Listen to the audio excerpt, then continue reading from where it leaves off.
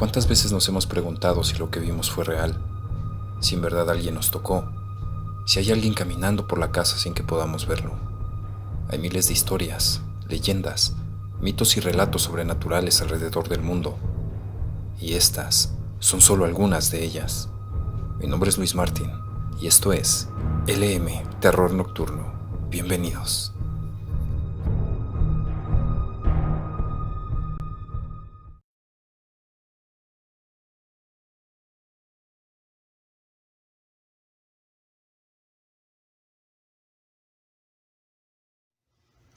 ¿Aún no crees en las brujas? Siempre he escuchado lo que se dice de las brujas, que roban niños sin bautizar. Alguna gente lo cree y otras no. Yo he callado por mucho tiempo, pero hoy romperé la promesa que un día le tuve que hacer a mi madre. Ella era conserje de una escuela allá en un municipio de Monterrey. Era una escuela grande y muy bonita, llena de frondosos árboles, y yo estudiaba en ella. En los recreos, mis compañeros y yo solíamos irnos atrás de los salones a contar historias de horror, y siempre salía al tema lo que se decía de esa escuela, que estaba embrujada, y que los vecinos de ahí cerca veían y escuchaban cosas en ella por la madrugada. La escuela era inmensa, y con un jardín trasero enorme, como un campo de fútbol, y al fondo había un cuartito. Ahí vivíamos mi madre y yo. También recuerdo que abajo de las escaleras tenían un almacén que siempre permanecía cerrado y nos tenían prohibido acercarnos ahí. Pues bien, mi anécdota es esta. Una noche de mucho frío y lluvia, me desperté con mucho miedo, y este se incrementó aún más cuando me vi solo en total oscuridad. Quería llorar, pero recordé que a mi mamá no le gustaba eso. Decía que los hombres, aunque sean pequeños, no lloran. Entonces, escuché muchas carcajadas de mujeres que se burlaban y el llanto de un bebé. Armándome de mucho valor, crucé todo ese gran patio hacia donde escuchaba eso. En la cancha central de la escuela, al llegar pasé por abajo de las escaleras y el almacén estaba abierto, pero la verdad no le tomé importancia. Yo seguí mi camino. Todos los árboles se movían como si tuvieran miles de pájaros, y ahí me quedé mirando con horror. Eran mujeres con cuerpo de animal que volaban, o animales con cabeza de mujer y el cabello suelto pero muy largo. Eran muchas, como más de 10, y entre todas traían un bebé que lloraba sin parar. Al principio yo creí que lo mordían y se lo comían. Unas horas después, comprendí que no era así. En un momento, el bebé se le soltó de las patas a un animal de esos y cayó. Yo no pude evitar gritar. Fue cuando escuché mi nombre, en una voz que reconocí de inmediato. Era mi madre. Volteé mi rostro hacia donde estaba ella, y era una de ellas, que me miraba con furia. Al instante oí o sentí que volaban hacia mí algunas de esas criaturas, y mi madre se paró delante de ellas. Gritaba cosas que yo no comprendía, porque no eran palabras normales. Era otra forma de hablar. Una se me echó encima y mi madre voló cayendo encima de ella y le encajó una varilla en la cabeza. Las otras retrocedieron. Mi mamá les dijo algo y todas se pusieron a mi alrededor. Eso fue lo último que recuerdo. Al día siguiente, muy temprano, vi que salía mi mamá de nuestro cuarto y yo la seguí. Llegó al mismo lugar de la noche anterior y empezó a recoger pedazos del bebé completos, solo que todos morados y sin gota de sangre. No se lo comieron, chuparon todos sus órganos y su sangre. Lo recogió y ya había muchos hoyos pequeños en las jardineras laterales, que no sé quién los hizo y ahí los depositó.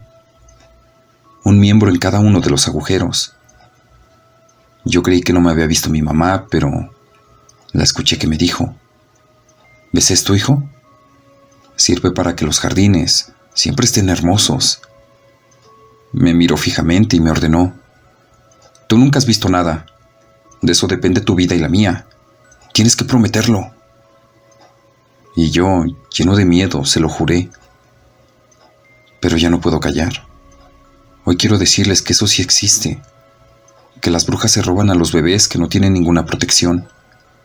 Hay muchas de ellas. Por mucho tiempo yo he investigado y todas funcionan, pero juntas. Si el bebé no cuenta con al menos 3 protecciones, es buen candidato para alimentar a esos seres del mal.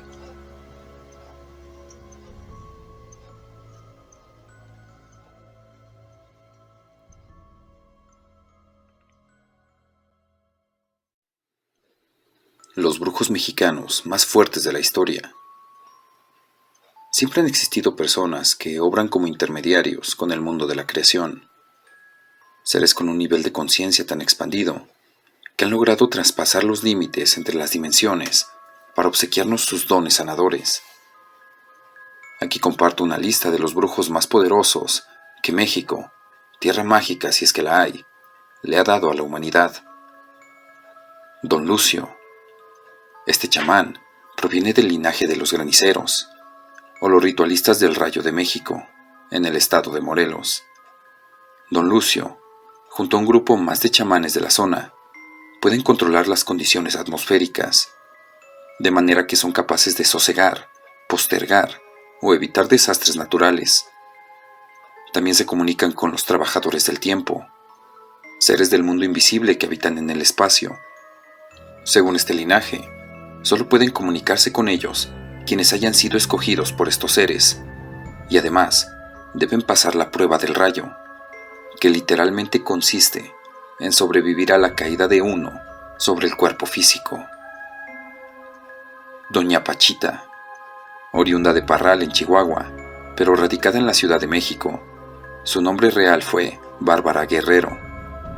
Es la chamana nahuala en quien Greenberg personalmente profundizó más, ahondando en su capacidad de afectar el espacio, la energía y la materia con la mente, para así sanar enfermedades. Explica que la mente es capaz de dar indicaciones a su cuerpo de manera inconsciente, para indicar, por ejemplo, que debe mover un brazo y tomar un objeto, o una pierna para caminar, y que de esta manera, brujos del nivel de conciencia de Pachita lograban darles indicaciones a cuerpos en el exterior para sanarlos a través de milagrosas operaciones quirúrgicas. En su libro, Las manifestaciones del ser Pachita, Greenberg relata a detalle estas operaciones invisibles. Plantea también la relación de este enigmático don con las curaciones que sacerdotes y príncipes mexicas realizaban en la época precolombina, quienes eran médiums o instrumentos orgánicos para que los seres espirituales pudieran encarnar en el mundo material y sanar a quien así lo pedía. Doña María Sabina, de Huautla, Oaxaca. Ella es tal vez la bruja más famosa del misticismo mexicano y la que dio a conocer las propiedades sanadoras de los hongos alucinógenos. Su don era el de acompañar e instruir a los viajeros psicodélicos en su búsqueda del yo interno. También poseía el don de decodificar el hipocampo del cerebro y de esclarecer territorios difusos de la mente de sus pacientes. Podía ver el estado interno de las personas. Se dice que celebridades de todo el mundo, desde políticos hasta estrellas de rock como los Rolling Stones, fueron a visitarla y a dejarse guiar por su sabiduría. Y por último, don Iván Ramón, originario de la Sierra de Oaxaca y habitante de la Ciudad de México. Este chamán, al igual que Pachita, entraba en trance para permitirse curar como un médium. Desde los 5 años, don Iván Ramón poseía una increíble sensibilidad que le permitía ser poseído por seres espirituales.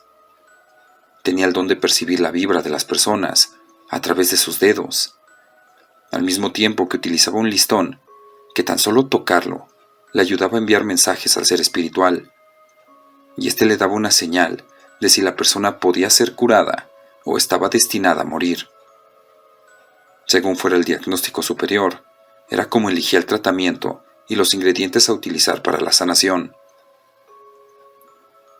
Don Ramón también poseía el don de exorcizar, lo que muchos chamanes alrededor de México conocen como un desalojo.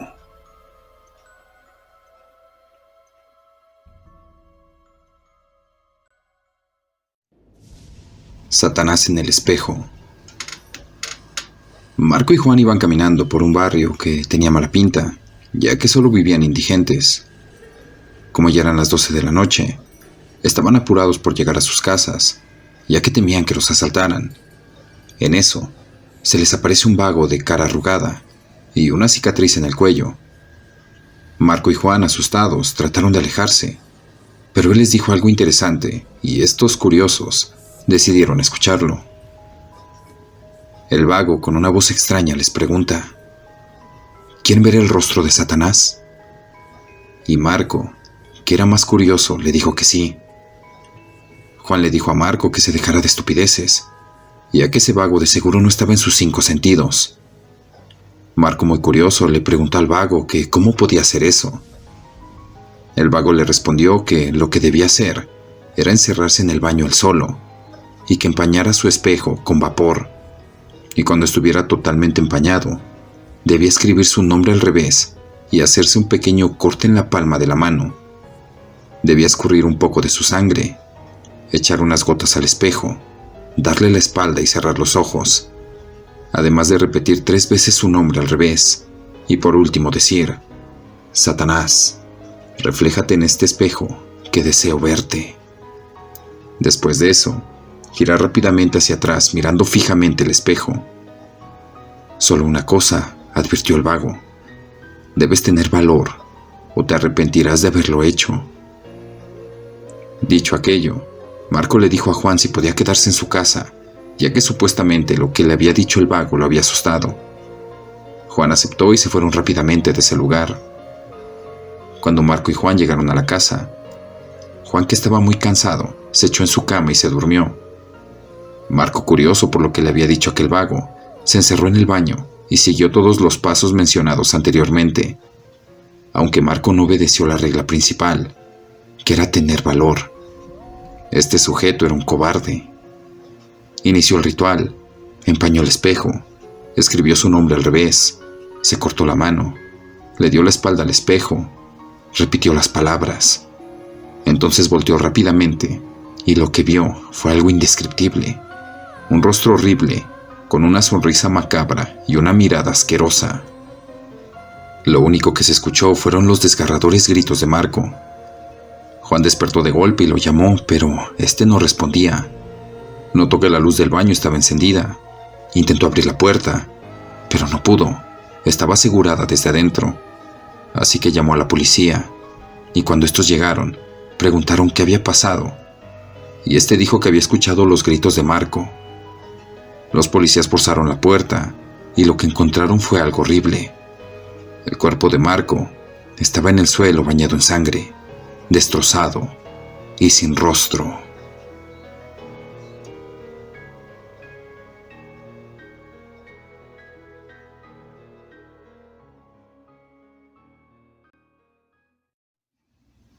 Leyenda de los Reyes La Paz, Estado de México.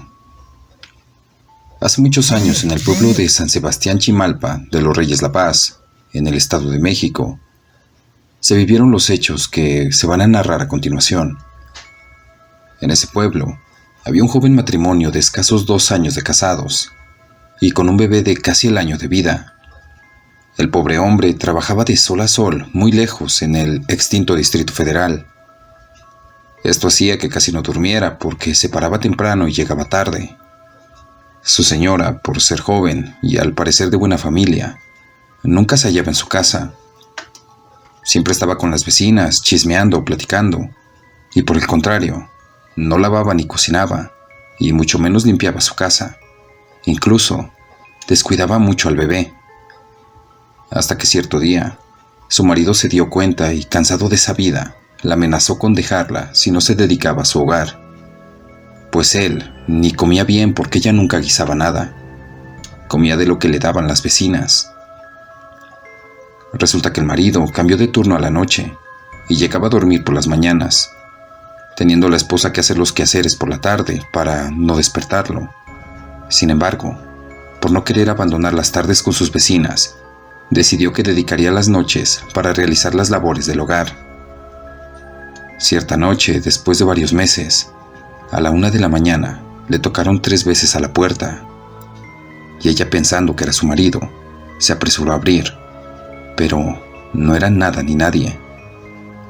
Hasta que a la tercera noche seguida tocaron de igual forma, y al abrir, vio que era una peregrinación de aproximadamente unas 30 personas, y el que venía al frente le pidió de favor un vaso de agua. Eran fechas de noviembre y esas peregrinaciones son comunes. Después de beber el agua, el hombre hizo una pregunta. ¿Sabías que si barres en la noche y sacas la basura a la calle, echas tu suerte y tu fortuna a la misma? Y si haces quehaceres a altas horas de la noche, atraes a ciertas fuerzas, porque son horas activas, pero no para los vivos. Ella pensó, ¿cómo sabe lo que hago? ¿Y por qué se mete en mi vida? Pero fue en ese momento que aquel señor se dio la vuelta y antes de irse exclamó, «Buena mujer, vamos muy lejos y tendré que regresar de nuevo. ¿Podrías guardarme algo, por favor? No lo abras por nada del mundo, solo espera que regrese». Y así, aquel señor se retiró dejando un pequeño bulto. Fuera lo que fuera, estaba envuelto por unas cobijas, así que ella lo dejó a un lado del zaguán. Ellos se fueron y ella se quedó pensativa, pero sin más, no le dio importancia. Así pasaron los días, y después del 9º, volvieron a tocar a la puerta 3 veces, y ella abrió de mala gana. ¿Cuál fue su sorpresa al ver que allí estaba la misma peregrinación, solo que ahora, el viejo aquel con el cual platicara, tenía un semblante frío y tétrico, el cual, por la pobre luz de las velas, no lo notó muy bien, hasta que éste le dijo que venía por su encargo, y que se lo tenía que llevar como castigo a las desobediencias de su madre. Ella no entendía nada, pues el encargo era algo envuelto en una cobija, y no lo había tocado ni movido del lugar desde aquel día, hasta que escuchó a su bebé llorar. Lo que tenía frente a ella era la misma muerte en persona, y venía por el bebé, ya que éste tenía desnutrición y ya estaba muy delicado, ya que ella lo había descuidado por completo. En cuanto tomó al bebé en sus brazos, éste dejó de respirar y ahí murió. Ella, ante tal horror de la impresión, cayó desmayada. Al llegar su marido, éste no daba crédito a lo que vio después. Su bebé yacía en la cuna y ya no respiraba. Acto seguido, corrió buscando a su mujer por toda la casa, maldiciendo, hasta que halló a su esposa totalmente loca y contando una y otra vez la historia antes narrada. ¿Será que es cierto? Que los deberes domésticos solo se deben realizar de día y que las horas muertas son para descansar y dejar que los muertos se muevan en nuestro mundo en paz.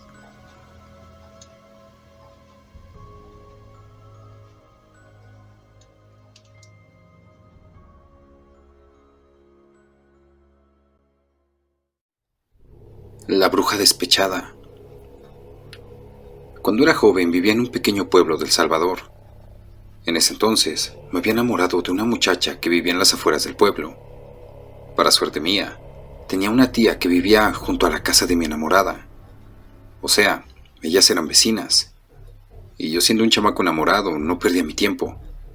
Me iba a visitar a mi tía todas las tardes, poniendo de pretexto que iba para ayudarle en lo que se le ofreciera, ya que ella vivía sola y ya estaba viejita.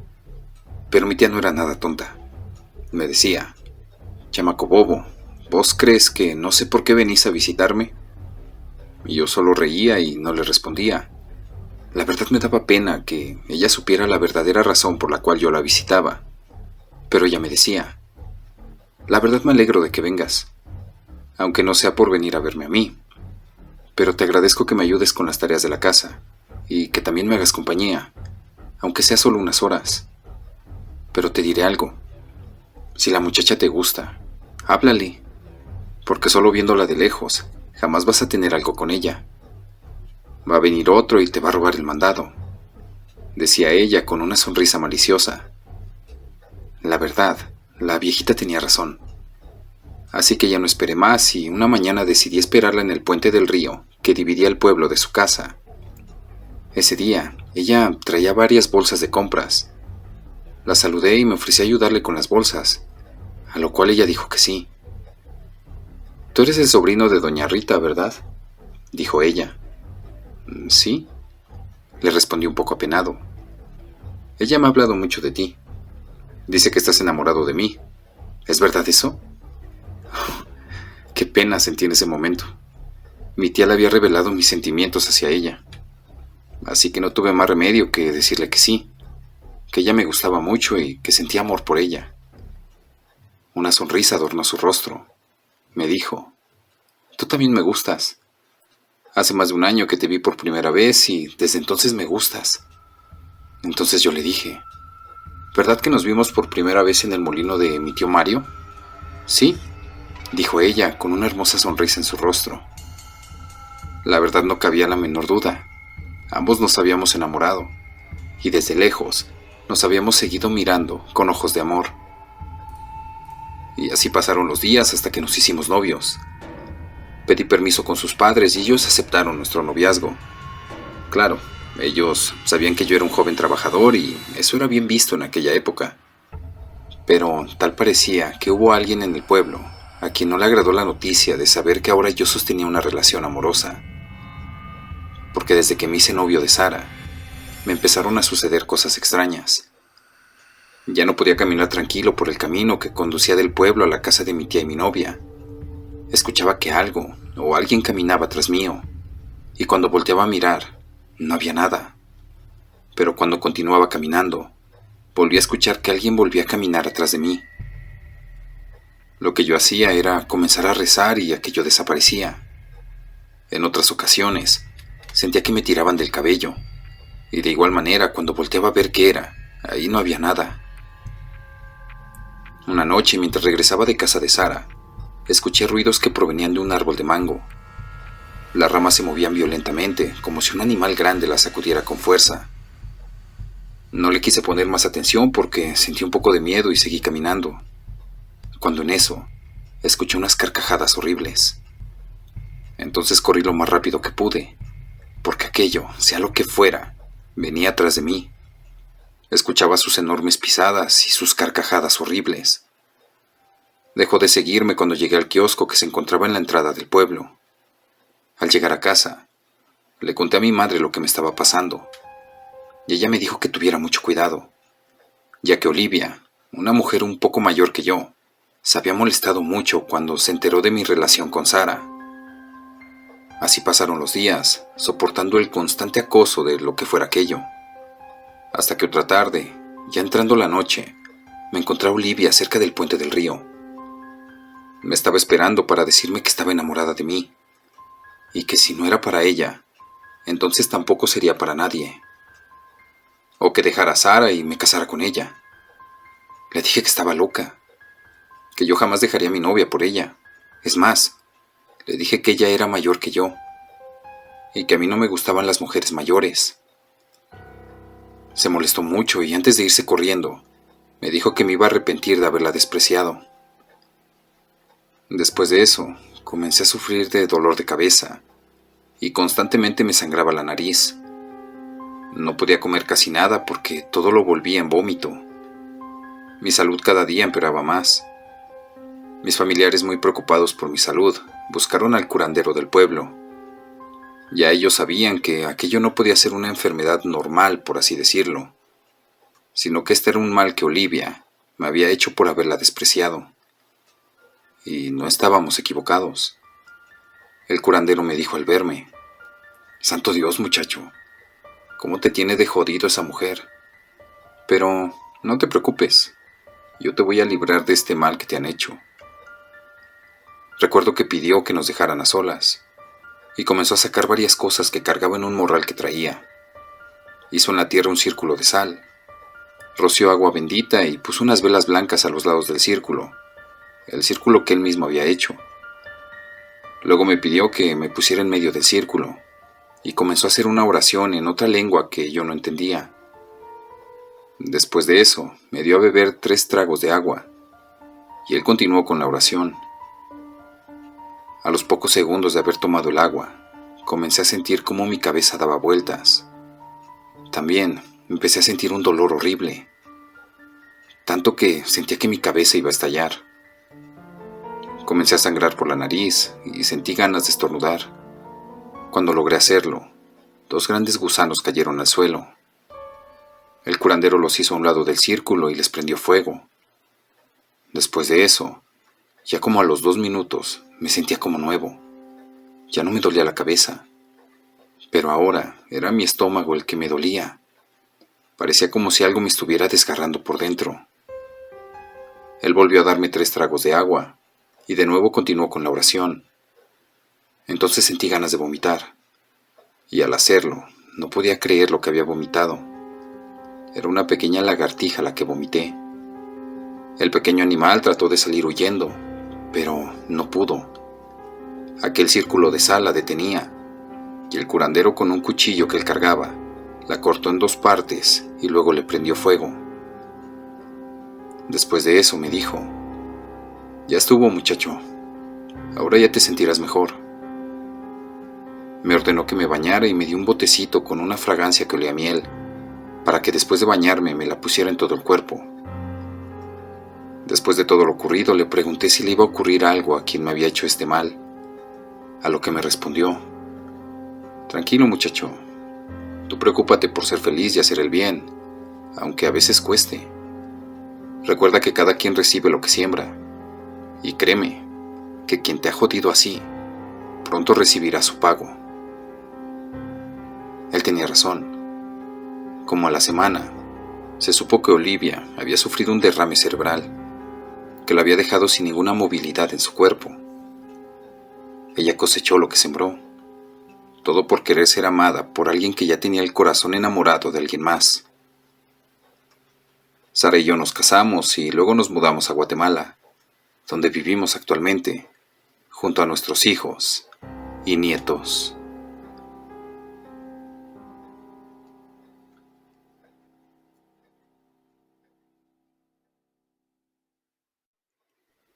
La hija del diablo.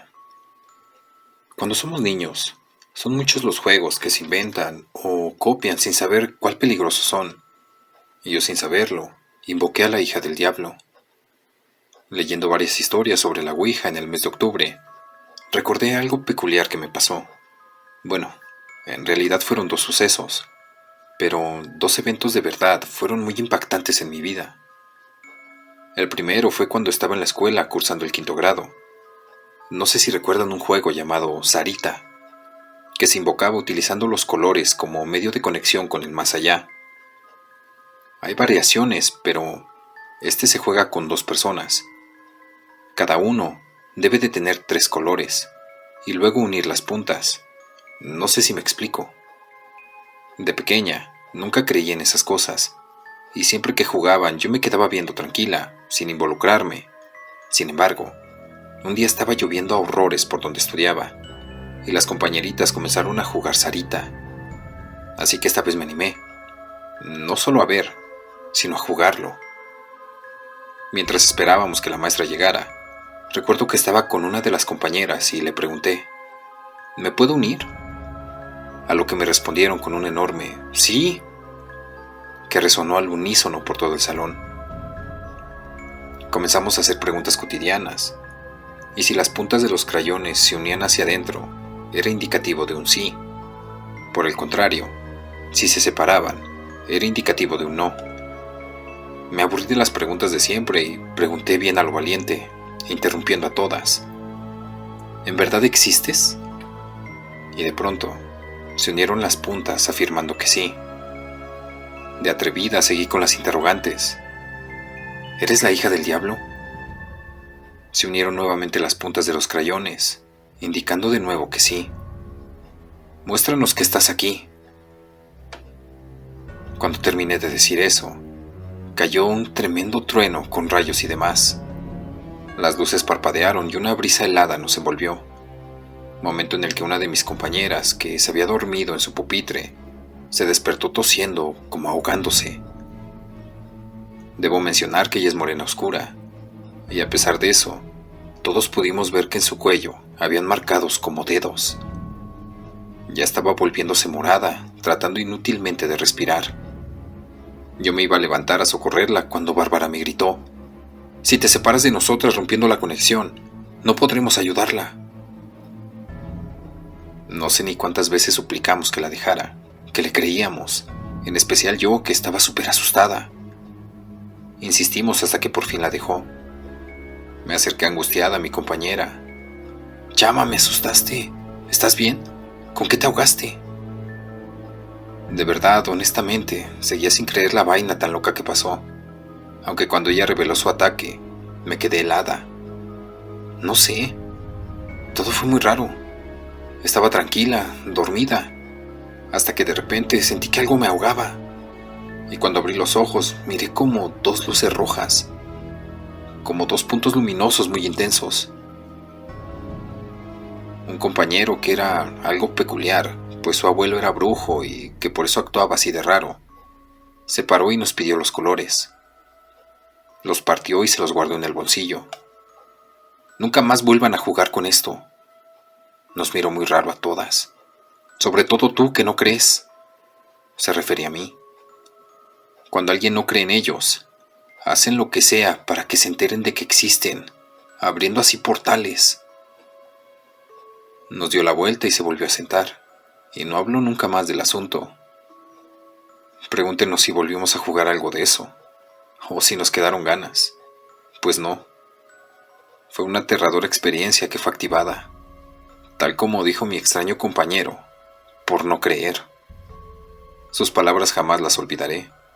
Las tomé como una advertencia, y espero que ustedes también hagan lo mismo.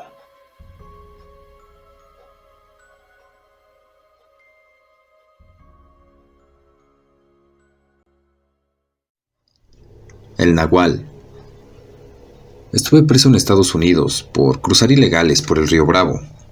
Cuando salí y fui regresado para México, decidí que ya no haría viajes por el río.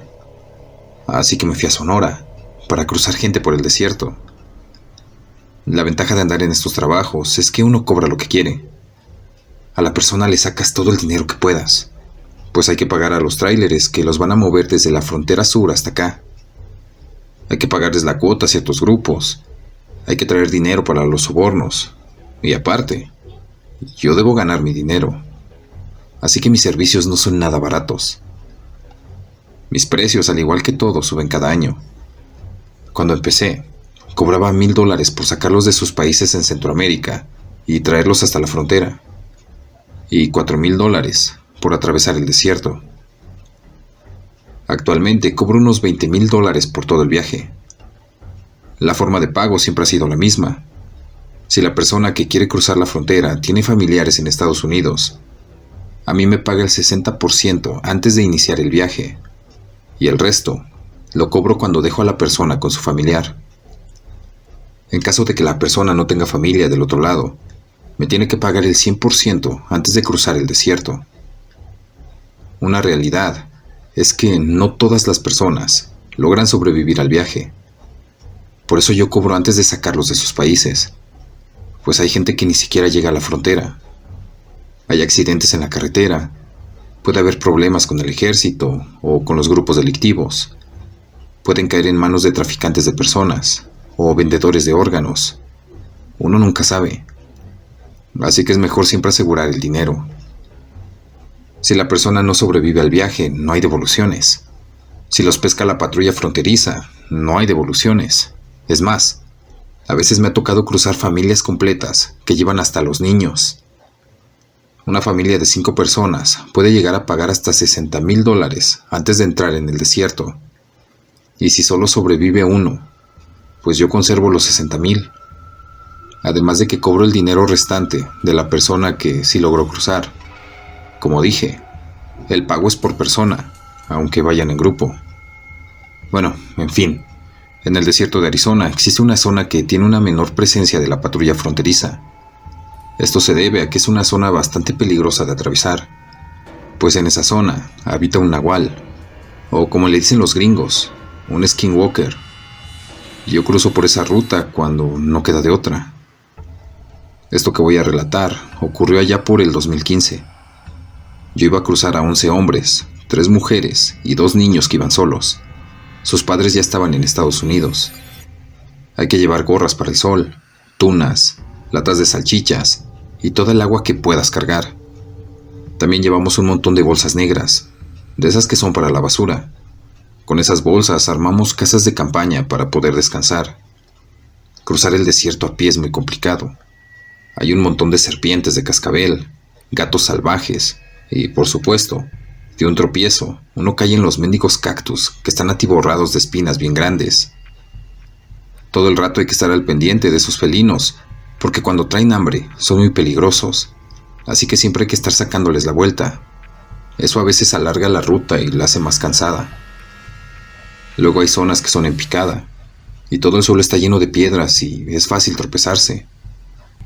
Al tercer día, como siempre, comenzaron los problemas, pues algunos se confiaron y llevaron poca agua, y claramente nadie quiere compartir de la suya, ya que un trago que compartes es un trago menos que tendrás.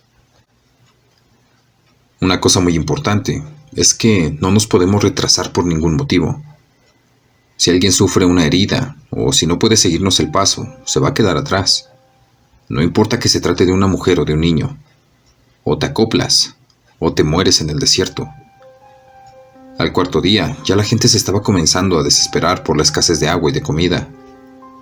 Los tranquilicé diciéndoles que por la tarde llegaríamos a una zona donde hay galones de agua escondidos entre las rocas. Y eso era verdad. Estábamos como a 6 kilómetros de llegar a la zona del agua, cuando una de las mujeres tuvo una caída y se fracturó un pie. Pudo seguirnos el paso como por 20 minutos hasta que se quedó atrás. Finalmente llegamos a donde deberían estar los galones. El problema es que los galones estaban rotos. No había agua. La patrulla fronteriza había encontrado el escondite. No nos quedó de otra que seguir caminando. Para acabarla de amolar, más adelante nos detectó la patrulla fronteriza. La única manera de escapar era entrando a la zona del Nahual. Así que comenzamos a correr a todo lo que da. Claramente los niños se quedaron atrás. Todos corrieron con desesperación, pues sabían que si eran atrapados, no solo habrían perdido el dinero que ya me habían pagado, sino que además terminarían varios meses en prisión. Lo conseguimos, nos libramos de los gringos. Ahora solo nos quedaba sobrevivir en aquella zona. Atravesarla toma un día entero. Nos tomamos un rato para descansar. No consideré que fuera momento de comentarles en qué situación de peligro nos encontrábamos. Volvimos a retomar el paso. No pasaron ni 10 minutos cuando nos topamos con huesos de personas. La gente claramente se asustó. Yo simplemente les recordé que no había forma de volver, y si entraban en pánico, terminarían muertos. Una hora después se terminó el agua, así que decidí tomar un riesgo bastante grande. Nos desviábamos para ir a un charco de agua. El charco es pequeño y el agua que está ahí tarda muchísimos días en juntarse, pues viene del subsuelo. El riesgo era que ese charco es donde el Nahual toma agua.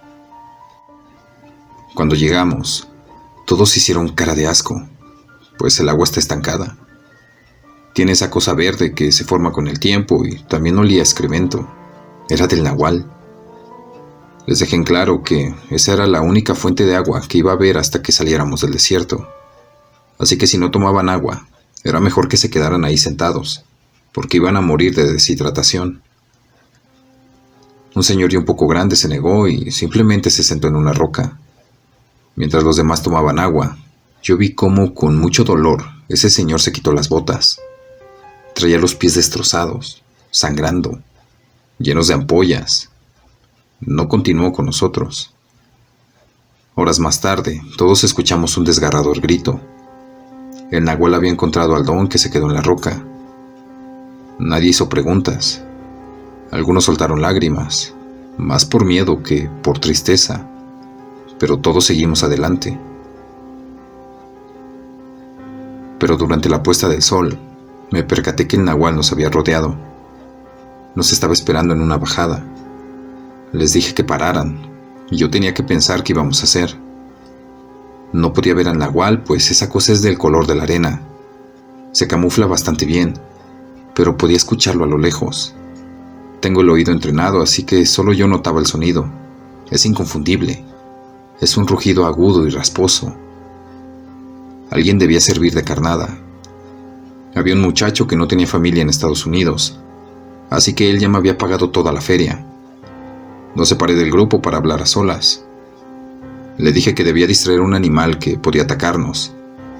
Le señalé dónde estaba y hacia dónde tenía que correr para librarse del animal, pues le dije que esa cosa no era buena trepando. Se negó al principio. Le aclaré que si íbamos todos por ahí, más de uno sería atacado y no tendríamos ninguna posibilidad de escapar. Lo convencí cuando le dije que si lo hacía, le regresaría la mitad del dinero que me había pagado. Yo sabía que iba a ser el postre del nahual. El muchacho comenzó a ir hacia donde se encontraba el nahual. Cuando ya estaba lejos de nosotros, les dije a los demás que ya había llegado el momento crucial, que si lográbamos escapar ya teníamos todo resuelto. Ellos no entendían. Entonces les dije que íbamos a pasar cerca de un nahual hambriento, pero que el muchacho era la carnada. Creyeron que estaba bromeando, pero cuando el muchacho comenzó a correr, suplicando por ayuda, entendieron que lo que les había dicho no era un chiste. Todos vimos cómo el nahual iba persiguiendo al muchacho. Era una cosa como un zorro gigante. Entonces comencé a correr y todos me siguieron. El muchacho era rápido, así que logró alejar mucho al nahual. Nadie volteó. Solo escuchamos al chico gritar. El nahual lo había alcanzado. Solo estuvimos un día más en el desierto. Logramos sobrevivir. El desierto es peligroso. Yo no le recomiendo a nadie que cruce por ahí. Pero si están decididos, primero pregunten si van a cruzar la zona del nahual.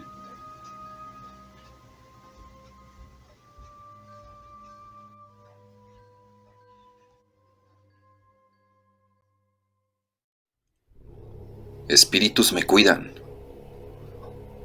Eran más o menos las 10 de la noche. Salí de mi casa para ir a trabajar, ya que tomaba turno a las 0 horas, la medianoche. Por el lugar que tenía que transitar, debía salir con tiempo. No tenía vehículo. Para llegar al hospital, debía caminar aproximadamente 1 hora en camino de terracería, en medio de la nada, hasta llegar a la carretera. Luego, caminar unos 45 minutos para llegar al hospital. Mientras salía de casa, pasaron cosas inexplicables. Cabe mencionar que en mi casa solo vivimos 3 personas. Mi madre, mi abuelo y yo. No teníamos televisión, solo una pequeña radio que funcionaba a base de baterías. Cuando iba saliendo, mi madre se acerca y me dice que tenga cuidado. Yo con una sonrisa le digo que no se preocupe, que todo va a estar bien. Ya en el camino comenzaron a pasarme cosas extrañas. Mi madre siempre me despide y yo soy quien cierro la puerta. Pero esta vez, al despedirme, cierro la puerta, pero apenas unos pasos he dado cuando escucho que la puerta se abre y por ser la noche tan espesa, solo veo la silueta de una sombra. Yo con mucha seguridad digo que es mi madre quien salió a verme, pero me pareció raro, ya que ella no hace eso. Sigo caminando y veo que aún me sigue viendo hasta que me desaparezco. Quizás ya había caminado una media hora, cuando de la nada empiezo a sentir que mi cuerpo comienza a estremecerse. Siento como un escalofrío recorre mi cuerpo. Me siento algo inquieto y comienzo a ver a los alrededores, pero no veo nada. El pánico comienza a hacerse presente. Tengo la sensación de que algo o alguien me ve y me sigue, pero cuando volteaba a ver, no había nadie. Comienzo a caminar con más prisa, casi trotando, pero aún así me siento más inquieto. No era la primera vez que caminaba por ahí a esa hora. Llevaba ya trabajando 5 años en ese hospital, así que se me hacía raro todo eso. Mientras seguía caminando veo unas luces. Parecen ser de un automóvil. Al llegar a mí, veo que efectivamente se trataba de un vehículo. El auto se detiene y veo que es un señor de ya avanzada edad y me dice: «Oye, joven, ¿a dónde te diriges hasta ahora? Y por estos rumbos». Yo le digo: «Voy al trabajo. Soy cuidador del portón de un hospital psiquiátrico». El señor algo serio me dice: «Ah, ya había oído de ti. Te aconsejo que regreses a casa. Hoy no hace un buen tiempo. Yo con una sonrisa le digo, debo ir, casi llega la hora de tomar mi turno. El señor me responde, podrías tener razón, solo ten mucho cuidado. Yo le agradezco y el señor sigue su rumbo. Al llegar a la carretera, noto que el tiempo se hizo corto. Ya casi eran las 12. De pronto, aparece el cuidador, a quien yo debía reemplazar, acompañado de un doctor y una enfermera. Eso me pareció muy extraño, pero me sentía mal porque ya me había tardado y estaba seguro que iban a despedirme por impuntual. Cuando ellos llegan a mí me dicen, regresa a casa, esta noche no harás guardia. Ellos fueron a encontrarme para poder avisarme, ya que yo no tenía celular. Yo, algo incrédulo, les pregunto por qué no lo haría. El cuidador me dice, hoy haré yo tu turno, porque es mi despedida. Ya solo esta noche trabajaré para el hospital. Yo, con más seguridad, les digo que está bien. Nos despedimos, ellos regresan al hospital y yo voy de regreso a casa. Al llegar a casa me recuesto en mi cama y me pongo a pensar en todo lo extraño que me pasó esa noche. Amanece y mi madre sorprendida me dice, ¿qué haces aquí? No me digas que te despidieron. Yo le digo que no, que me dieron la noche libre por despedida del otro cuidador. Mi madre me dice, ay, me alegra, hijo, por fin pasas la noche en casa. Siendo ya más o menos las 9 de la mañana, llega un vecino algo preocupado y asustado a preguntar por mí a la casa. Mi madre le dice que yo estoy bien. Salgo a ver y el vecino me abraza y me dice, me alegra verte, ven a casa, quiero mostrarte algo. Yo acepto y voy a casa del vecino. Él sí tenía televisión y la prende. Cuando veo, pone las noticias y me doy cuenta que en el hospital donde yo trabajaba hubo una masacre. Que siendo más o menos las 9:30 de la noche, un grupo de asesinos llegó al hospital, matando a todo el personal de trabajo a tiros. Quemaron el hospital y lastimosamente no había sobrevivientes. El cuidador quiso repeler el ataque, sin embargo, no pudo y lo encontraron calcinado con varias perforaciones de arma de fuego. Me siento con escalofríos. Voy rápido a casa y le cuento a mi mamá y a mi abuelo lo que había pasado desde que salí de casa. Mi madre me dice que ella no salió a verme en ningún momento desde que yo cerré la puerta. Mi abuelo me preguntó sobre la descripción del señor que encontré en su vehículo. Cuando yo le digo cómo era, mi abuelo me muestra un periódico en donde está la foto de ese señor. Y exactamente, era él. Así era el señor que encontré. Mi abuelo me dice que él murió en esa terracería, cuando su vehículo se prendió en fuego por sobrecalentamiento del motor y una fuga de gasolina. Y que eso había pasado ya hace unos años atrás. Que mi abuelo tenía el periódico porque ese señor resulta ser el fundador del hospital. No sé cómo explicar lo que pasó, pero de algo estoy seguro. Aún no era mi hora, y por alguna razón, espíritus del más allá cuidaban de mí.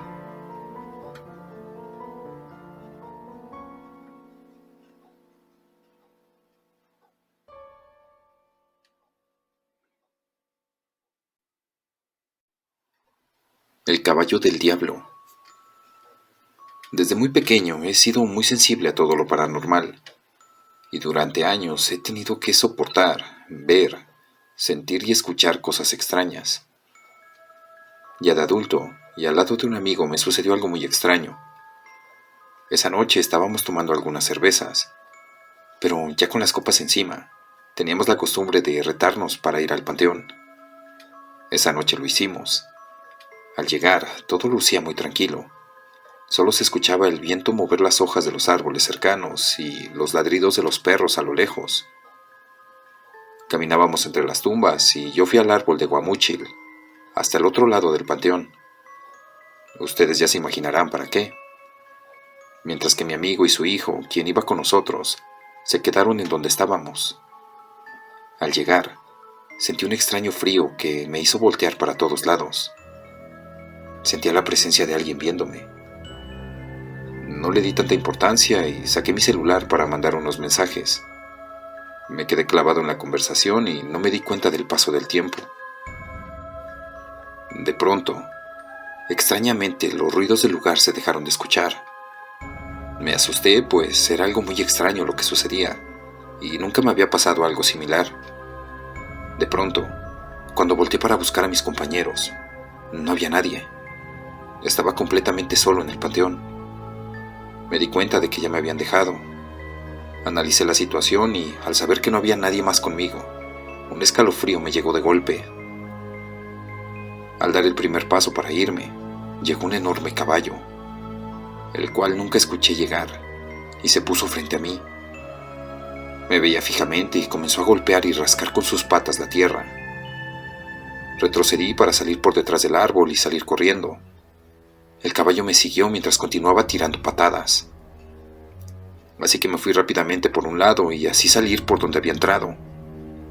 Caminé apresurado sin detenerme y sin mirar hacia atrás. Solo quería salir del panteón. Y al estar a solo unos metros de la salida, escuché que me dijeron: ¿A dónde vas? Lo cual me hizo dar un salto del susto. Era mi amigo y su hijo, quienes me veían extrañados, pues me dijeron que solo pasé sin voltearlos a ver, lo cual se me hizo algo muy extraño, pues estoy seguro de no haberlos visto. Les platiqué lo que me había pasado junto al árbol, pero evidentemente no me creyeron, culpando al alcohol en mis venas como el motivo de haber visto al caballo, ya que ellos no vieron ni escucharon nada. Yo trataba de convencerlos. Les dije que fuéramos al árbol, pero terminaron de convencerme que todo había sido parte de mi imaginación, por lo que nos quedamos sentados junto a unas tumbas a seguir con la borrachera. Ya más tranquilo, se burlaban de lo sucedido, cuando de la nada escuchamos el quejido de una mujer. Primero nos quedamos callados. Nos veíamos entre nosotros extrañados, tratando de encontrar la lógica de la situación. Pero al ver el terror en el rostro del hijo de mi amigo, que era el único que no estaba bebiendo, un escalofrío recorrió mi cuerpo. Era evidente que no eran los estragos de la embriaguez. Le pregunté: ¿escuchaste? A lo que me contestó asustado, solo afirmando con la cabeza. Mi amigo buscaba un razonamiento y decía que era alguien por fuera del cementerio, pero el momento era tan tenso que preferimos irnos del lugar. Llegamos a la camioneta y nos fuimos, pero no habíamos avanzado ni 10 metros cuando escuchamos el galope de un caballo justo a un lado de la camioneta, y seguía por el camino en donde nosotros íbamos, como si nos fuera siguiendo. En ese momento fue cuando mi amigo nos creyó, ya que él también escuchaba el caballo, pero no podía verlo. Llegamos a mi casa y rápido me bajé de la camioneta. Fui a buscar sal y la esparcí por toda la entrada y la puerta del patio, pues en alguna ocasión me recomendaron hacer eso para ahuyentar y no dejar entrar a los espíritus a la casa. Sorprendentemente, al poner la sal, el galope del caballo dejó de escucharse.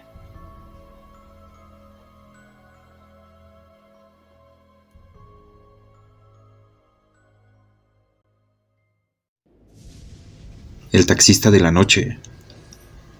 Mi nombre es José, y para poder seguir la universidad, tuve que buscar trabajo de noche. Empecé a manejar un taxi y me iba bastante bien, tanto que podía cubrir mis gastos de la universidad. Ya tenía casi un año trabajándolo cuando empezó a bajar la clientela.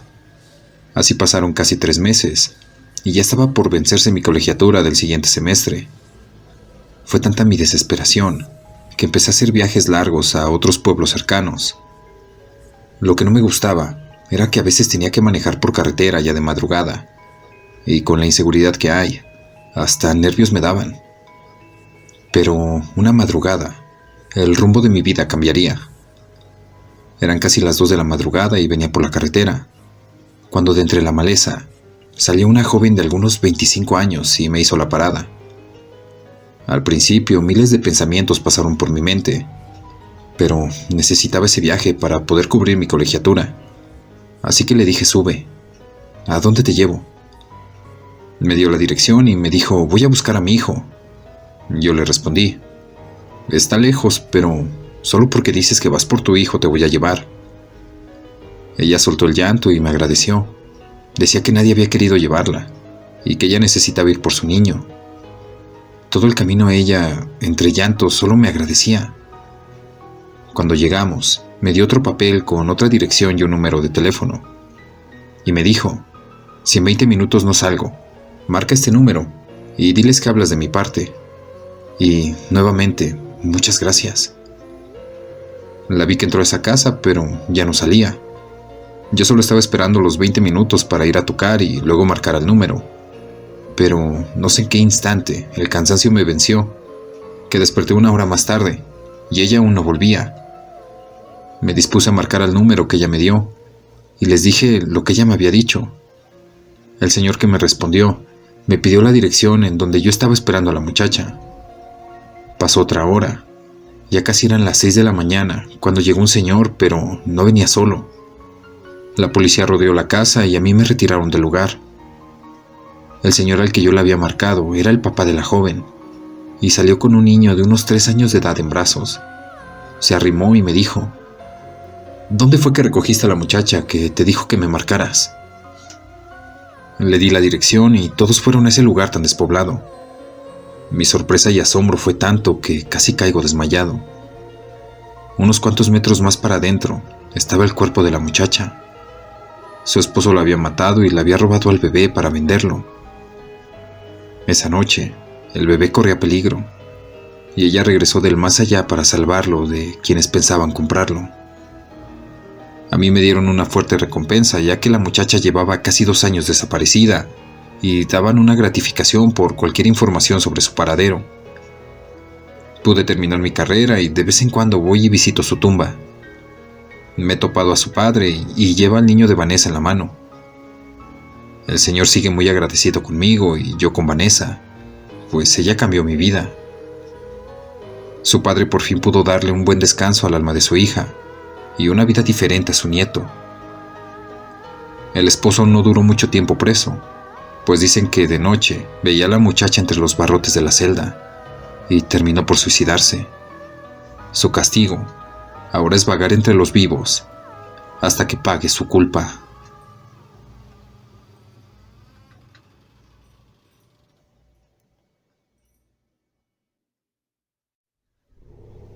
La historia de un alma en pena. Relato anónimo enviado a mi correo electrónico. Todos se preguntan quiénes somos, por qué existimos. ¿Somos almas en pena? ¿Demonios? Esta es nuestra historia. Me llamo Marisa. Soy una de ellas. Antes de que estuviera en este mundo, era una mujer hermosa. Muchos en el pueblo querían ser mi pareja, pero pocos lo lograban. Tenía lo que quería con mucho esfuerzo. Trabajaba arduamente para darme mis propios lujos. Decidí que era hora de cambiar de trabajo. Busqué un lugar cerca del campo, en un rancho, en el cual conocí a Jonathan, un muchacho de buena familia. Realmente no me importaba eso, ya que mi mentalidad siempre era firme. Yo soy autosuficiente. Él me llevó al despacho de su padre, el dueño de aquella hacienda, y de inmediato noté que el señor me veía con ojos de tonto. Al parecer le gusté, a tal punto que, sin pensarlo 2 veces, me había regalado el puesto más alto, con un buen sueldo sin necesidad de mostrar mi currículum. Estaba feliz por el sueldo. Comencé esa misma tarde a trabajar en aquella hermosa hacienda. Realmente me gustaba este nuevo trabajo.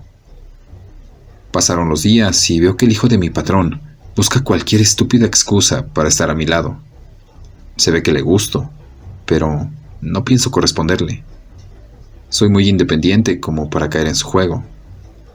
Jonathan, al mes de yo estar trabajando en la hacienda de su padre, sutilmente se acercó a mí.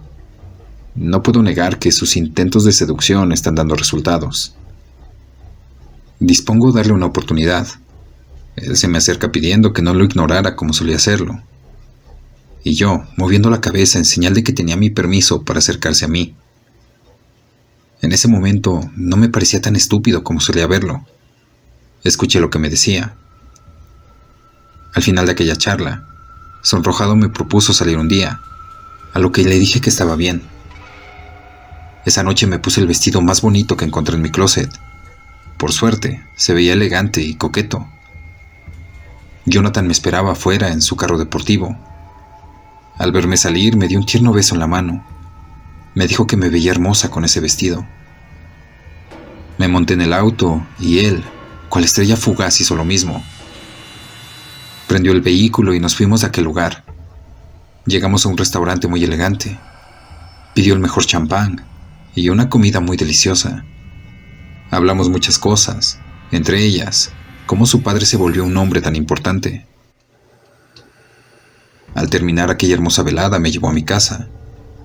Nos vimos fijamente y sucedió algo que no planeaba hacer. Nos besamos. Lo invité a que entrara a casa y continuamos besándonos. Estábamos ardiendo entre beso y beso, tan apasionadamente que llegamos a tener intimidad. Fue tan lindo. Al día siguiente llegué de nuevo a la hacienda. Jonathan estaba ahí. Me saludó y ambos no evitamos darnos un beso. Su padre nos observaba, cosa que no habíamos notado. Don Armando me llamó a su despacho y me pidió que me alejara de su hijo. Me dijo que era una cualquiera y yo salí corriendo de aquel lugar. Busqué a Jonathan, pero no lo encontré. Pasó una semana y seguía sin saber de él, hasta que una tarde lo vi en el parque. Decidí seguirlo y pude ver cómo estaba siendo escoltado por dos muchachos de la hacienda. Me fui sin que me vieran, o al menos eso pensé. Don Armando me siguió. No lo sospeché hasta que fue demasiado tarde. 3 días después tocaron a mi puerta. Abrí y pude verlo. Traté de cerrar la puerta, pero pude ver cómo don Armando empujaba con todas sus fuerzas. Le di un golpe tan fuerte que me botó. Comenzó a darme cachetadas. Traté de defenderme, pero era inútil. Ese maldito viejo gordo tenía más fuerzas que yo. Me decía que sería suya, que probaría lo que era un hombre. Me arrancó la blusa, besó mi cuello. Yo trataba de quitármelo de encima. Forcejeaba, pero el maldito parecía tener al mismo demonio por dentro. Me abusó, una y otra vez. No podía más. Después de abusar de mí varias veces, comenzó a ahorcarme. Mi cuerpo se resistía a morir. Mis ganas eran más. Hasta que una parte de mí no pudo más. Cuando abrí mis ojos, no sentía dolor. No sabía ni siquiera dónde estaba. En eso, una sombra se acercó a mí y me dio la peor de las noticias. Marisa, estás en el otro mundo. Don Armando te quitó el don de vivir. Lloré como loca. Pedía que me dejara volver, pero la sombra decía que no podía, que mi cuerpo había sido enterrado en aquella hacienda. Le prometí a la sombra que si me dejaba vengarme, le traería el alma de ese viejo maldito y de quienes lo encubrían. La sombra se hizo más clara. Era un ser del cual solo pude ver una parte de su rostro. Tenía ojos de fuego. Me agarró de la mano y me dijo que podía hacer el bien y que vengara a las muchachas que ese maldito don Armando había destruido. Me dio el poder de tomar formas de animales e incluso de que me pudiesen sentirlos vivos. Me dispuse a buscar a ese viejo maldito. Lo encontré solo y comenzó su tormento. Cada noche me le aparecía. Hacía que tuviese las peores pesadillas. Lo atormenté por una semana completa. El maldito se estaba volviendo loco. Era mi oportunidad para arrebatarle el alma. Esa noche, don Armando se había quedado solo. Tomé forma de un inocente gato. Entré a su cuarto y me acosté sobre su cama. Él, al verme, me tiró un viejo zapato. Para su mala suerte, no podía hacerme más daño. Seguía lanzando cosas como estúpido, mientras yo me reía porque podía sentir su miedo. Comencé a hablarle y él se puso pálido. Trató de salir, pero no podía, ya que las puertas estaban muy bien cerradas. Tomé muchas formas hasta llegar a mi cuerpo. Él me vio y se puso más pálido. Gritaba que me había matado, que eso no podía ser. Así que yo le dije que sí podía ser, y que estaba ahí para matarlo, que esperaba que su hijo viera al maldito que tenía por padre.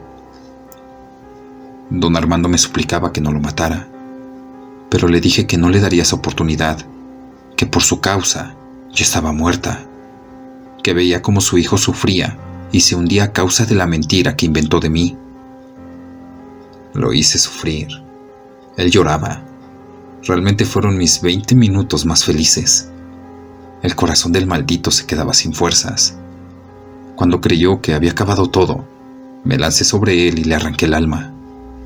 Cuando su alma estuvo afuera, apareció la sombra arrastrando unas cadenas, las cuales le colocaron encima, y las almas de aquellas 4 mujeres que había matado antes que a mí, entre ellas su esposa, lo arrastraron al vacío.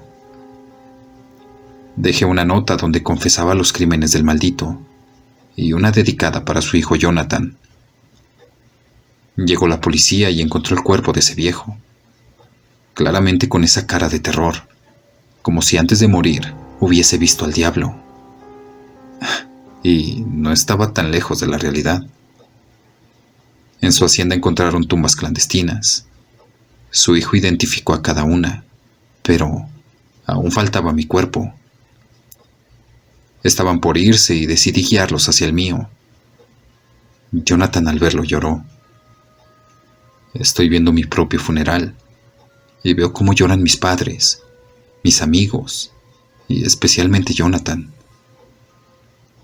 Por lo menos sé que descansar en paz. Me paseo en medio de las personas. Abrazo a mi madre y a mi padre. Le doy el último beso a Jonathan. La sombra me espera. Me toma de la mano y parto hacia el otro mundo.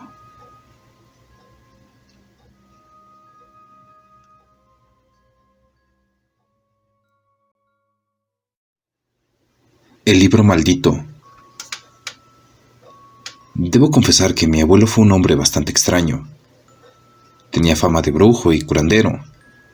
Algunos se atrevían a decir que tenía un pacto con el diablo y que éste lo protegía. De esto no puedo asegurar nada, porque nunca lo vi haciendo nada que tuviera que ver con este tipo de prácticas. Su muerte fue lenta y muy lamentable. Le diagnosticaron un cáncer de estómago y que pronto se lo llevaría. Pero él seguía ahí, postrado en la cama, y pasaban los meses. Ya no comía y muy poco hablaba.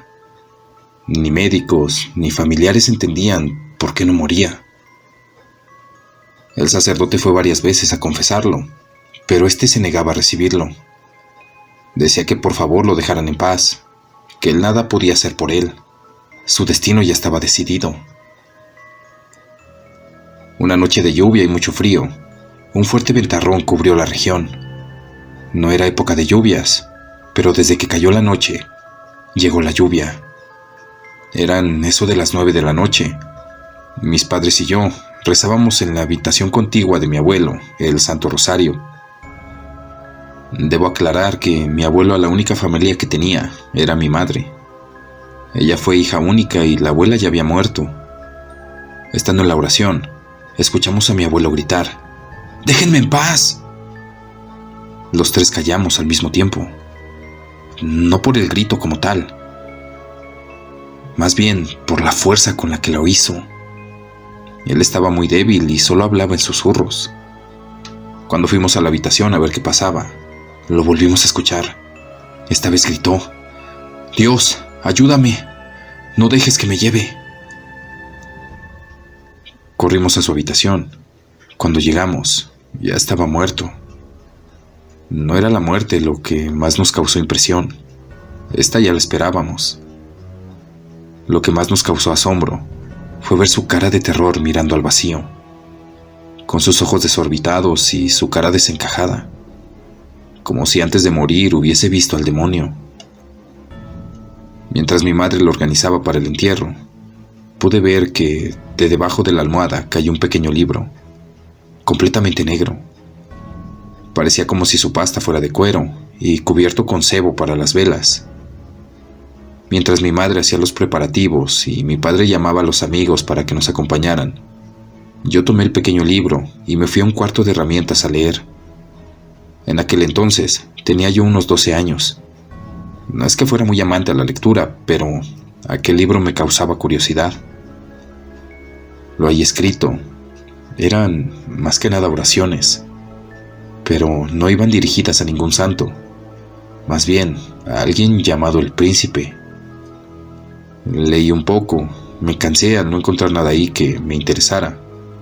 Al final había una nota escrita por mi abuelo, y lo sé porque yo conocía su bonita letra. Ahí decía: el día que el príncipe oscuro venga a reclamar esta alma que le pertenece, todos los cultivos recién germinados morirán, los animales recién paridos morirán. Esta es la muestra de su poder, pero debe recitarse en voz alta para que se cumpla. No entendí muy bien lo que quería decir el abuelo, pero tiré el pequeño libro lejos. Un terror inexplicable cubrió todo mi cuerpo. Sentía a alguien ahí junto a mí, como si estuviera acompañado, pero no podía ver quién era. No solo era sentir la presencia, escuché también una cansada respiración, la misma que le escuchaba al abuelo cuando dormía. Salí de ahí corriendo sin saber dónde quedó el libro. A la mañana siguiente entendí lo del libro. Todos los cultivos de la región recién germinados murieron. A todos los animales recién paridos les pasó igual. Con terror fui a buscar el libro para entregárselo a mis padres. Ellos sabrían qué hacer con esto. Fui yo quien leyó la invocación, ya que en ese entonces no era capaz de leer mentalmente. Por eso lo hice en voz alta. La realidad es que nunca encontré el libro, y por ende no les conté a mis padres de su existencia. Desde entonces, muchas ocasiones, cuando estaba solo en la oscuridad, presentía a alguien junto a mí y escuchaba esa cansada respiración, como si eso me estuviera acechando. También empecé a soñar constantemente con el abuelo. Me miraba sonriente y me decía: no te asustes, tú eres el próximo elegido del príncipe. Siempre despertaba asustado y gritando, porque cuando él decía esas palabras, sentía más viva la presencia de alguien en mi habitación. Con mis despertares gritando, mis padres se preocuparon y me preguntaron por mis sueños. Les conté lo que soñaba y también lo del libro, así que lo buscamos por todos lados, pero fue inútil. Mi madre era la más preocupada, así que me llevó a la iglesia y le contó al sacerdote lo del libro y lo de mis sueños. Era el mismo que había intentado confesar al abuelo. Me sonrió y por su cara sentí que le restó importancia a lo sucedido. Me invitó con su mano a la pila bautismal y me bautizó de nuevo, como si yo fuera un niño pequeño. Desde entonces, los sueños desaparecieron y ya tampoco siento aquella presencia en la soledad o en la oscuridad.